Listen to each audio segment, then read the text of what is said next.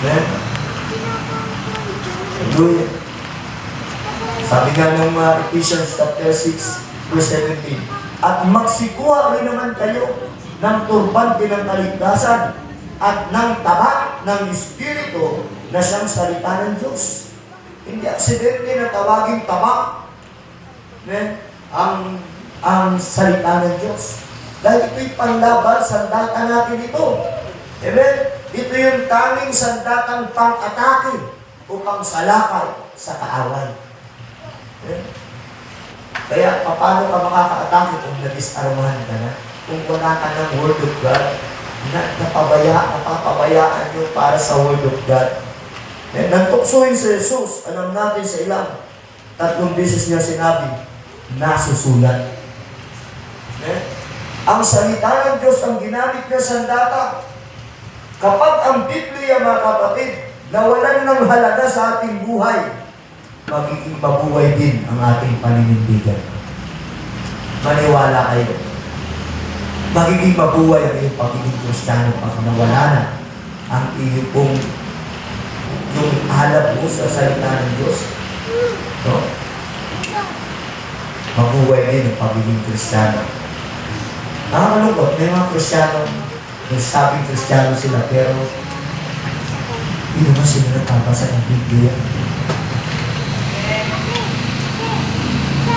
Inaalikabok na yung Biblia nila. Dito sa church, nakapagpuklan sila, pero di ba may mga Biblia sa bahay nila? Yung iba nga yung Biblia, naiiwan lang ito sa church. Dito na lang nila binubuklat. No? Lumilipas yung maghapon na hindi nila nag-isip ang Word of God. Samantalang ito ang sandata. Pag di ka nag-analisa, madidisarmahan ka. Madidisarmahan ka. Ayaw na magiging talunan ka. Pag wala kang sandata, talunan ka. Pastor, bakit kaya ako'y parang ako'y lulungo-lungo ngayon, lukmoy ako ngayon. Kumusta yung sandata mo? Meron ka ba? Nagagamit ko ba? O sakali may magagamit ka ba? Napakahalaga po kaya ng salita ng Diyos sa buhay ng Kristiyano. Amen! Kahit tila, redundant na, ulit-ulit na lang natin napapakinggan, read your Bible, magbasa pa rin kayo ng Biblia, pag nanalisa na salita ng Diyos, yun naman ang totoong kailangan natin. Amen! May isang pastor na inimbitahan ng mananampalataya sa kanyang bahay. Pastor, dito na kayo maghapunan. Bakit sister? Ano meron? Wala po. Gusto lang namin kayong imbitahan na dito kayo maghapunan. So, pinanglakan ng pastor. Sige sister, salamat. So, dahil si pastor, ang darating, pamilya ni pastor, ang kanyang bisita, ang ginawa ng babae ito, ay inilabas niya ang mga mahalaga ng gamit. Kutsara na hindi niya pinapagamit sa iba. Baso na hindi niya basta-basta pinapagamit sa iba. Plato na hindi niya basta-basta pinapagamit sa iba. Inilabas niya yun at tandaan niya yun. Kilala niya yun. Alam niya ang bilang nun. Alam niya ang hitsura nun. So, tapos yung bahay niya, organized. Maayos.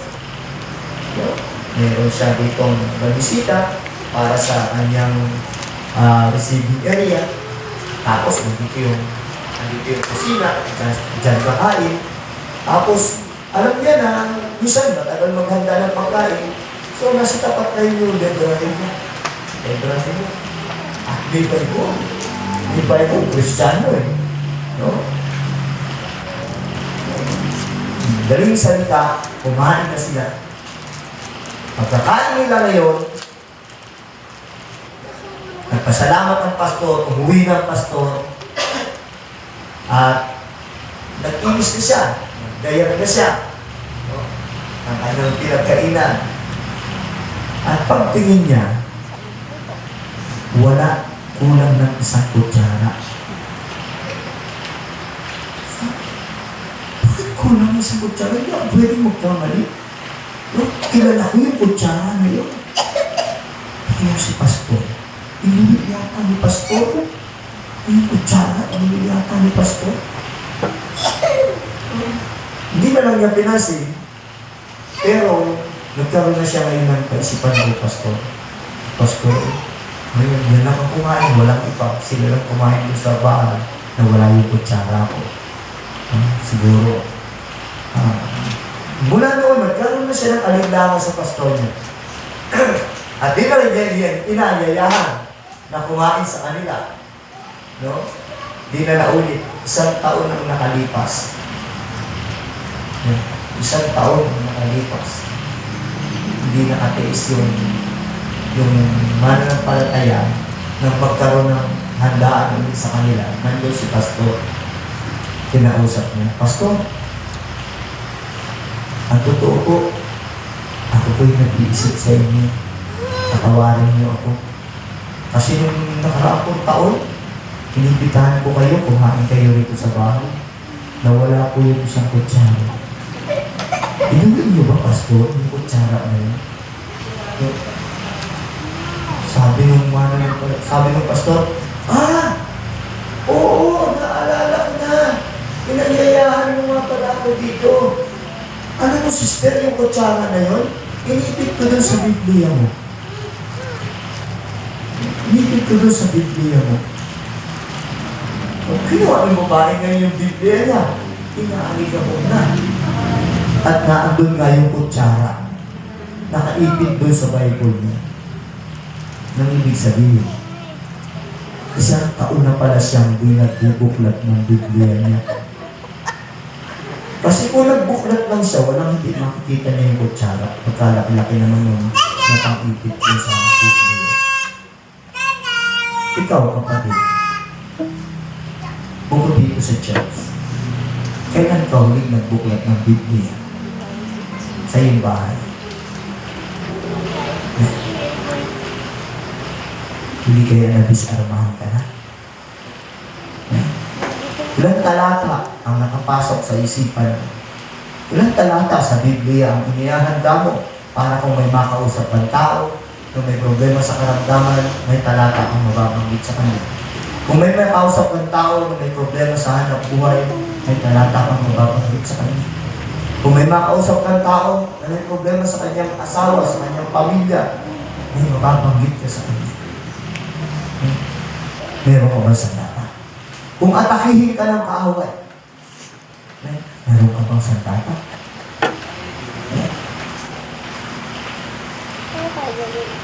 Huwag sana tayong madisarmahan ni Satanas. Tandaan natin, mahalaga para sa atin ang salita ng Diyos. Amen? Ano pa yung sandata ng Kristiyano na gustong agawin o alisin ng kaaway? Yung iyong prayer life. Yung buhay pananalangin. Mga kapatid, huwag sana tayong humanay sa maraming Kristiyano na tumigil ng manalangin. No? Di ba dati may sandata kang ganito? Nasaan na? Nasaan yung sandata mo ng pananalangin? Gigising ka natin ng maaga para makapag-pray. Pero ngayon, tinatanghali ka na ng gising ka po Facebook mo, cellphone mo. Kaya, ang gagawin mo ngayon, pagkagising mo, apura ka para sa mga gawain mo. Hindi ka na nag-pray. Hindi ka na nakakapanalangin. Kung manalangin ka nga, prayer ba talaga? O baka ang tanda na ng Santa Cruz. Ang tanda ng Santa Cruz. Ganun na. Ibig sabihin, hindi ka man nagalaw. Pero kataya mo na yung mga religiyoso. Lord, gatan mo po ako. Ginawa mo ng mga gawain mo. Wala ka na ng panahon para sa prayer life mo. Pag di ka nag-analisa, Kristiyanong nabisarmahan ka. Yan. Hallelujah. Mga kapatid, kapag nawala ang panalangin, humihina ang kapangyarihan ng mga Kristiyano, mahirapan silang makipaglaban sa tukso. Mga kapatid, sa panalangin tayo humihingi ng lakas na hindi kayang ibigay ng sarili nating kakayanan o ng iba. Sa prayer niya na hihingi sa Diyos. Amen? Sinabi na ito ng ating Panginoon sa Matthew chapter 26, verse 41. Kayo'y magpuyat at magsipanalangin upang huwag kayong magsipasok sa tukso. Ang Espiritu sa katotohanan ay may ibig na kapwa't mahina ang laman. Mahalaga ang prayer. Alam niya ni Jesus, pinagubilin niya ni Jesus, mahalaga ang prayer. Eh? Mahalaga ang prayer. Amen? Kaya magpahalaga tayo sa prayer. Eh? Muling din na ito ni Apostol Pablo, 1 Thessalonians 5:17. Pray without ceasing. Magsipanalangin kayong walang pati. Sabihin, mahalaga yung prayer. Hindi naman ibig sabihin na wala ka ng ginawang iba, nakaluhod ka na lang. Hindi, ganyan tuloy-tuloy yung pananalangin at tinutukoy niya na hindi dapat mong pabayaan ang prayer life. Amen. Hallelujah. Huwag lang dito sa church. Kung malungkot nga, pati sa church, di ka na nakapag-pray. Pag oras ng gawain, di ka na nakapag-pray. Wala na yung sandata ng pananalangin. Upang tayo patuloy na magtagumpay sa mga atake ng kaaway, kailangan natin ng patuloy na pananalangin. Amen! Ano pa yung sandata gustong gawin sa atin ng kaaway? Yung pananampalatayang patuloy na nagtitiwala. A faith that continues to trust. Kapag ang Kristiyano na disarmahan, mawawala ang kanyang tapang, mapupuno siya ng takot. Pero ang pananampalataya ay nagsasabi, kung ito'y naiingatan mo, lagi kanyang pasisigbay sa iyong spiritual na buhay, sasariwain niya sa isipan mo yung kaisipang kung kasama ko ang Diyos, may pag-asa ang buhay ko. Amen, mga kapatid? Magtatagumpay ako. Kasi may pananampalataya ka. Hallelujah. Kung tayo tatanungin, mga kapatid, hallelujah. Kumusta na ang prayer life mo? Nandyan pa ba? Siya sa atin mo, baka nadisarmahan ka na. Kumusta na ang pagbabasa mo ng Biblia? May panahon pa ba? Kumusta ang faith mo? Hawak mo pa ba? Sa iyong pagiging Kristiyano, may spiritual ka pa bang sandata? O pangalan na lamang ang pagiging Kristiyano? Huwag sana tayo maging ganito. Sabi na sa quotation, a Christian without God's word is like a soldier without sword. Ang Kristiyanong walang salita ng Diyos, parang sundalong walang espada. Kaya hindi tayo dapat madisarmahan. Amen? Pangalawa, ngayong gabi, nadidisarmahan ng Kristiyano kapag dumikit siya sa kaaway. O dumikit siya sa kaaway sa halip na sa Diyos. Okay? Hallelujah. So, sabi rito, sa 1 Samuel chapter 13, verse 20 to 22, dito, 1 Samuel chapter 20, chapter 13, verses 20 to 22. Kaya't ang mga Israelita sa mga Pilisteo pa nagpapahasa ng kanilang mga gamit. Di ba't kalaban nila yung Pilisteo? No? Pero yung mga Israelita, doon pa nagpapahasa ng sandata nila sa mga Pilisteo. Amen? At dito, ang bayan nila ay sa pagpapasa ng panahon o gilig at ikatong bahagi ng isang siklo at doon naman para sa sudsud o sarol. Kaya sina Saul at Jonathan lamang ang may tabak. Isa man sa mga kasama nila ay walang dalang patalim. Napakasakit isipin ang mismong kaaway ang kanilang nilalapitan upang mapatalas ang kanilang kalamitan. Kaya sinamantala ito ng mga Pilisteo na habang wala silang mga armas, sa ibang pag-aaral pa, komentaryo pa, doon sila dinigma. Verse 22, wala sa kanila sino man ang may sandata maliban kay Saul at kay Jonathan. Maraming Kristiyano ngayon, ganun din ang ginagawa, kagaya nito. May mga Kristiyano mas pinipili pa nilang lapitan, pakisamahan, at hinga ng payo ay ang mga taong makasanlibutan. May mga Kristiyanong ganun. Mas masaya sila pag ang kasama nila ay unbeliever. Mas naniniwala sila sa payo ng unbeliever. Kagaya ng mga Israelitang ito na sa mga Pilisteo pa nagpapahasa ng kanilang mga gamit. Kukuha niyo mga kapatid. Then, tandaan po natin mga kapatid, kapag ang sukatan natin ng tama at mali ay ang opinyon ng mundo, opinyon ng mga taong hindi Kristiyano, hindi ang salita ng Diyos, unti-unti tayong madidisarmahan.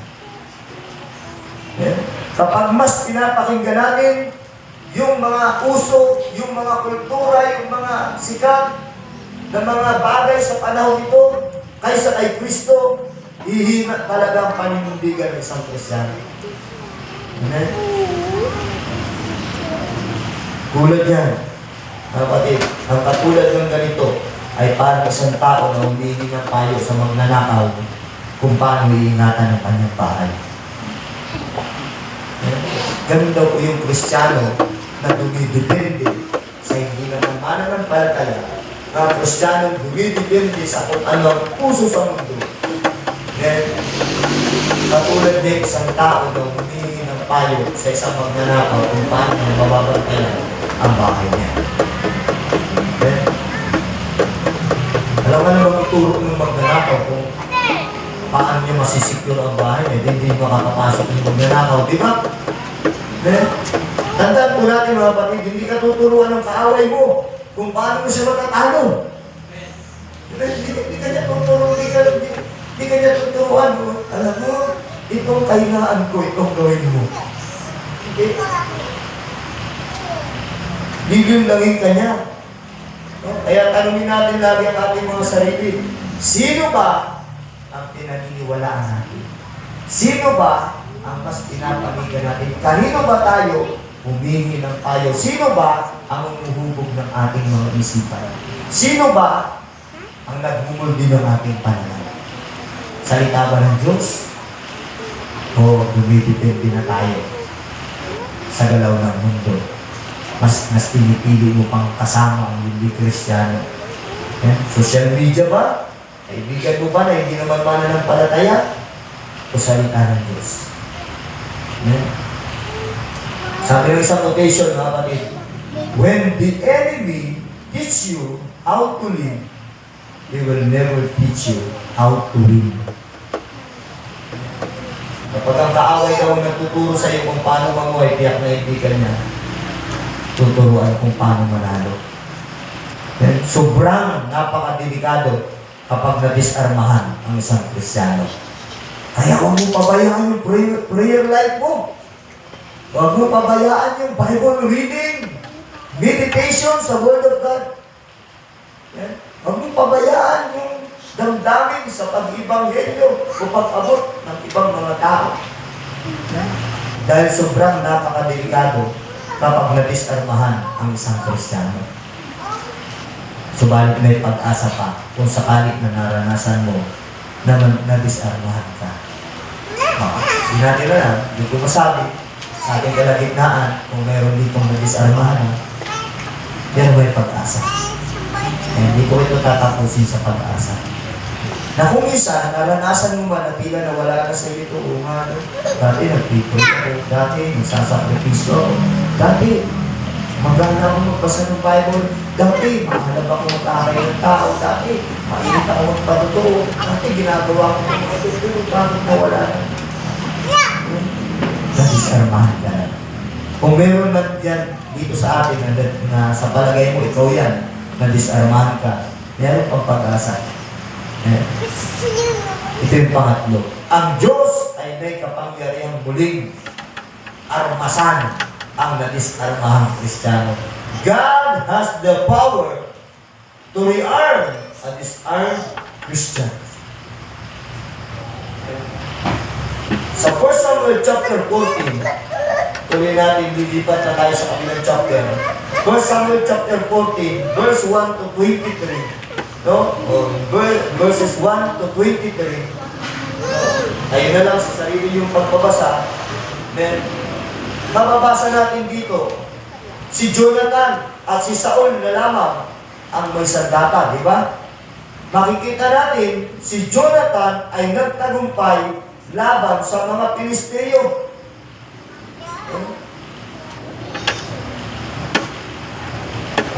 Babasahin ko ng mabilis na. Isang araw, lingid sa kalaman ng kanyang mga ama, sinabi ni Jonathan sa tagadala niya ng mga sandata, sumama ka sa akin at diligid tayo sa kabila ng kampo ng mga Pilisteo. Si Saul noon ay nasa labas ng Gabaa, sa ilalim ng isang puno ng granada sa Mikron, kasama ang may 600 tauhan. Naroon din ang saserdote si Ahiyas, na anak ni Ahitub, kapatid ni Kabot, at apo ni Tesis, na anak naman ni Iling, saserdote ni Yahweh. Dala ni Ahiyas ang ipot, walang nakalam sa lakad nila Jonathan. Ang magkabila ng daanang binabantayan ng mga Pilisteo ay mataas na bato. Boses ang tawag ng isang panig, at sili naman ang kabila. Ang isa ay nasa gawing hilagas at ang Mikmak, at ang isa naman ay nasa timog sa tapat ng Gabaa. Sinabi ni Jonathan sa tagadala niya ng sandata, kung makabila tayo sa kampo ng mga Pilisteo ito, natitiyak kung tutulungan tayo ni Yahweh. Kung magkakayon, wala makakadang sa kanya, mapagtagumpay niya ang Israel sa pamamagitan ng marami o ng kakaunting tao. Sumagot ang tagadala niya ng sandata, kayo po ang masusunod. Kasama niyo ako, ano man ang mangyari. Mabuti kung gayon, sabi ni Jonathan. Liligid tayo at pakikita sa kanila. Kapag sinabi nilang hintayin natin sila, hindi tayo tutuloy ng paglapit sa kanila. Pero pag sinabi nilang lumapit tayo, lalapit tayo sa kanila sapagkat yun ang palatandaan sila ibinigay sa atin ni Yahweh. At lumakat na silang dalawa nang matanaw sila ng mga Pilisteo. Sinabi ng mga ito, hayon, naglalabasan na sa luga ang mga Hebreo. At hiniyawan nila sina Jonathan, halika kayo rito at may sasabihin kami sa inyo. Sinabi ni Jonathan sa tagadala niya ng sandata, sumunod ka sa akin, niloob ni Yahweh na sila'y mahulog sa kamay ng Israel. Nagmamadali silang umakyat sa matarik na bato at sinalakay ang mga Pilisteo. Bulagta ang bawat maharap niya at inutas naman ng tagadala niya ng sandata. 20 na patay nila sa pagsalakay na iyon at may kalahating hektar, sa may kalahating hektarya ang pinaglabanan nila. Nasindak ang mga Pilisteo, maging ang mga nasa lansangan, maging ang mga nasa kampo, nayanig ang lupa at wala silang malamang gawin. Amen? Ang totoo dyan, sila pang naglaban. No? So, sa patuloy yung pagbabasa, makikita nyo dyan mga kapatid, na dahil mahal sila ng Diyos, kaya nagtagumpay itong si Jonathan. Makikita nyo rin sa patuloy na pagbabasa, pinagtagumpay sila ng Diyos, so malamang nasamsam nila, hindi lang yung meron ang mga Pilisteo ito, maging ang mga sandata ng mga Pilisteo. Kaya dyan nagsimula ulit na nagkaroon ng sandata ang mga Israelita. Dahil may Diyos na tumulong sa kanila. Sinamahan ng Diyos si Jonathan at ang kanyang tagadala ng sandata. Dalawa lang sila, pero sinamahan sila ng Diyos, nagapin nila ang mga Pilisteo, nasamsam nila ang mga gamit ng mga Pilisteo. Mga kapatid, ang tunay na lakas ng Kristiyano hindi nakasalalay sa kanyang kakayanan, kundi sa presensya ng Diyos. Gusto mong maarmasan ka ulit? Lapit ka sa presensya ng Diyos. Amen? Kapag bumalik tayo sa Panginoon, ibinabalik niya ang ating pananampalataya, pinatatatag niya muli ang ating pag-asa, pinatatalas niya muli ang ating spiritual na sandata. So, tagumpay si Jonathan. No?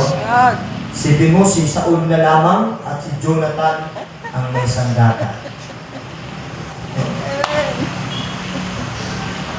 Hindi ko sinasabing si Brother Jonathan na lang ang nagpipray dito sa church. Pero, baka nga. Isa na lang may sandata. Si Saul na lang. At si Jonathan. Okay? Ang may sandata. Nasa na yung iba? Nabisarmahan na. Ang mabuting bagay, dahil merong isa na may pagsama ng Diyos, ngunit nagkasanda kayong lahat. Mga kapatid, ang sikreto, hindi na sikreto, umasa sa pagkilos ng Diyos. Muling bumalik sa presensya ng Diyos. Muling humingi sa Diyos kung ang kailangan natin. Amen? Sabi ni Jonathan, susugurin natin sila, makakali, samahan tayo ng Diyos. At sinamahan na sila ng Diyos. Sa King James Version, may ganun salita. Baka sakali, tulungan tayo ng Diyos. Kung nabasa yung isang halat. So, mga kapatid, ang mapulol na espada, maaari pang nasain. Amen? Ang nasirang buhay, maaari pang ayusin. Ito maganda. Ang nadisarmahang Kristiyano, maaari pang gamitin muli ng Diyos at sangkapan ng Diyos. Basta muli mo lang isuko ang buhay mo sa Diyos. Lapit ka lang talaga muli sa Diyos. Yan. Kung gusto mo ng muli ka sangkapan ng Panginoon, yung mga nawala sa iyo sa data, ibalik ng Diyos. Lapit ka sa Diyos. Tiwala ka sa Diyos. Marahil matagal ka nang hindi nananalangin. Nang maalab. Matagal ka nang hindi umiyak sa presensya ng Diyos. Matagal ka nang hindi nagpapahalaga sa Biblia o sa salita ng Diyos. Baka yung Biblia mo ay napakadalang ng mabukulat. Nasaan ba yung Bible mo? Yes. Matagal ka nang walang gana sa ministeryo mo. Yeah. Wala na yung alab. At baka matamlay ka na rin sa pagsamba. Kaya na nalilate ka na. Matagal ka na rin hindi sumasama sa pag-ibanghelyo. Dahil para pang naisip mo, bahala na lang sila. Hindi pa huli ang lahat, mga kapatid. Amen. Hindi pa huli ang lahat. Ang Diyos ay dalubhasa sa pagpapanumbalik ng mga nadisarmahang mananampalataya. Yan, dalubhasa ang Diyos. Amen. Hallelujah. So, may isang quotation na dapat natin tandaan, mga kapatid. May nakapagsabi ng ganito. Satan is not afraid of a Christian who merely knows the truth. He hears that Christian who daily uses his spiritual weapons. No? Hindi daw natatakot si Satan sa Kristiyano maraming kaalaman. Natatakot siya sa Kristiyano araw-araw na ginagamit ang kanyang spiritual na sandata. Yun daw takot si Satanas. Mahalagang mapanatili po natin ang ating pagiging Kristiyano. Amen! Subalit ngayong gabi, maaari natin idagdag na tanong, ay armado pa ba tayo para sa spiritual na labanan? Okay? Huwag nating hayaang agawin ng kaaway, mga kapatid, ang ating pananalangin. Huwag nating hayaang disarmahan tayo sa ating pag-ibig at pagpapahalaga sa salita ng Diyos. Huwag nating payagan na mawala, maagaw ang apoy ng ating mga puso sa paglilingkod. Kapag nadisarmahan ng Kristiyano, madali siyang mabibihag ng kaaway. Pero kapag muling narmasan naman ng Diyos, magiging matatag sa mandirigma para sa kaluwalhatian ng Diyos. Amen. Pwede ulit sa maging prayer warrior. Amen. Hallelujah. Soldiers of God.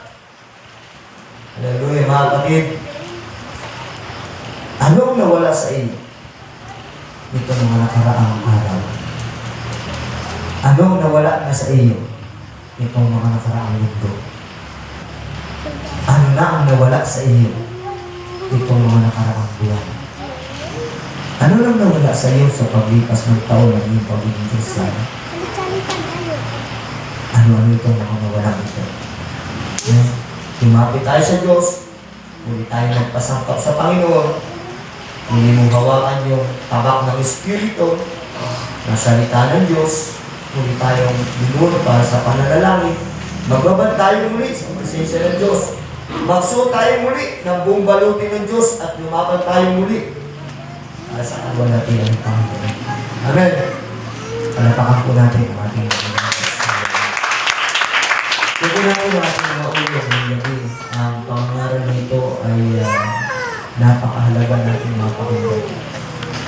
Tumatagal na tayo ng mananampalataya. Nararapat na lagi tayo magsisiyasat ng ating mga buhay. Magsisiyasat tayo. Hindi lang tayo masiyahan na tayo Kristiyano. Kundi mapanatili natin na tayo ng Kristiyano